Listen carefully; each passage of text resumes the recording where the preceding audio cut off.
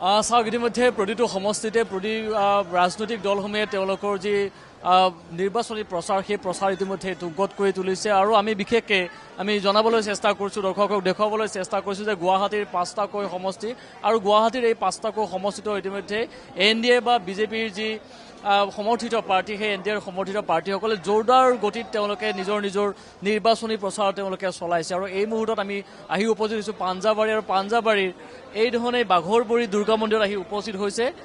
দিছপুৰ সমষ্টিৰ NDA বিজেপিৰ মনোনীত প্ৰাৰ্থী প্ৰদ্যুৎ বৰদলৈ আৰু প্ৰদ্যুৎ বৰদলৈ ইতিমধ্যে নিৰ্বাচনী প্ৰচাৰ কৰিছে আৰু কেইবাটাও প্ৰান্তলৈ গৈছে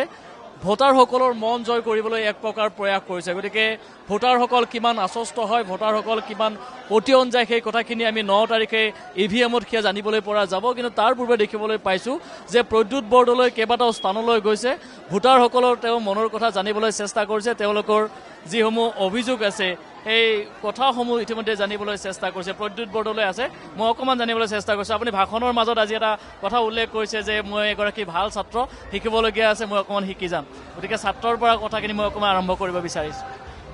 মইতো ভাল ছাত্ৰ আছিলোৱেই আৰু এতিয়াও ভাল ছাত্ৰ গোটেই জীৱনেই ছাত্ৰ হৈ থাকিম কাৰণ আমি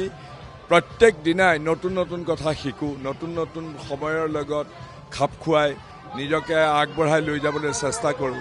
গতিকে দিছপুৰ সমষ্টিটো মই মোৰ যিটো ভিজন প্লেন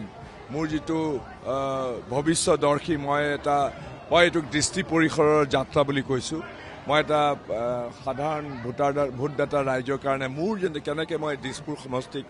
কাম কৰিম বা কি অগ্ৰাধিকাৰ ভিত্তিত কোনবিলাক কৰিম সেইবিলাক মই দাঙি ধৰিছোঁ ৰূপৰেখা আৰু সেইটো কথা সম্পৰ্কতে মই ইয়াত কৈছোঁ যিসকল ভোটাৰ আছে একেবাৰে কাষত পোৱা এগৰাকী জনপ্ৰতিনিধি বিচাৰি আপোনাৰ আশ্বস্ত হ'ব পাৰিছেনে তেওঁলোকে বিশ্বাস কৰিব পাৰিবনে আপোনাক মই অবিশ্বাস কৰিব পৰা মানুহ নহয় প্ৰতিদ্বন্দ্বিতা হ'ব গতিকে গোটেই প্ৰতিদ্বন্দ্বিতাটো ত্ৰিকোণীয়া আপুনি কি ধৰণে গোটেই পৰিকাঠামোটো চাইছে হ'ব ইলেকশ্যনততো থাকেই আৰু ত্ৰিকোণীয়া হ'ব পাৰে চতুৰ্ভুজী চাৰিওফালৰ পৰা আত্মবিশ্বাসী আপুনি মইতো অইন প্ৰতিদ্বন্দ্বী সঁচা কথা ক'বলৈ গ'লে দেখা নাই বাট ৰাইজেহে সিদ্ধান্ত ল'ব ৰাইজৰ ওপৰতে এৰিছোঁ ক'ৰ পৰা ভুৱা ভোটাৰ আনিছোঁ তেওঁলোকে দেখুৱাই নিদিয়ে কেলে আমি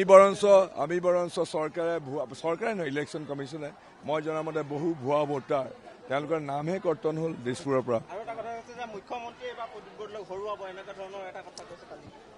এইবিলাক কথা তেওঁলোকে প্লান কৰে আৰু মই বিজেপিলৈ আহোঁতে কোনো পূৰ্ব চৰ্ত লৈ অহা নাই চৰ্তবিহীন হিচাপে কাম কৰিব আপুনি কোনো চৰ্ত লৈ অহা নাই থেংক ইউ আৰু এয়া প্ৰদ্যুৎ বৰদলৈ NDA বিজেপিৰ দিছপুৰৰ মনোনীত প্ৰাৰ্থী আৰু ইতিমধ্যে তেওঁ নিৰ্বাচনী প্ৰচাৰ চলাইছে আৰু এই ধৰণে ভোটাৰক আশ্বস্ত কৰিবলৈ কেইবাটাও কথা তেওঁ উল্লেখ কৰিছে যে তেওঁ কোনো চৰ্ত লৈ অহা নাই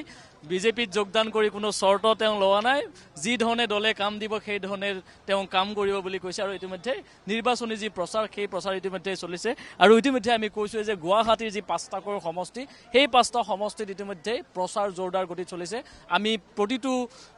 দলৰ আচলতে প্ৰাৰ্থীসকলৰ এই ধৰণে তেওঁলোকৰ যিখিনি কাম কি ধৰণে কৰিব সেই কথাসমূহৰ আমি বিশ্লেষণ ল'বলৈ আমি প্ৰয়াস কৰি গৈছোঁ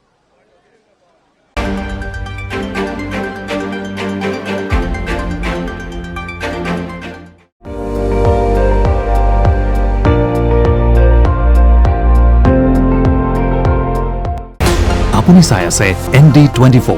সৰ্বশ্ৰেষ্ঠ নহয় সৰ্বোত্তমৰ দৌৰত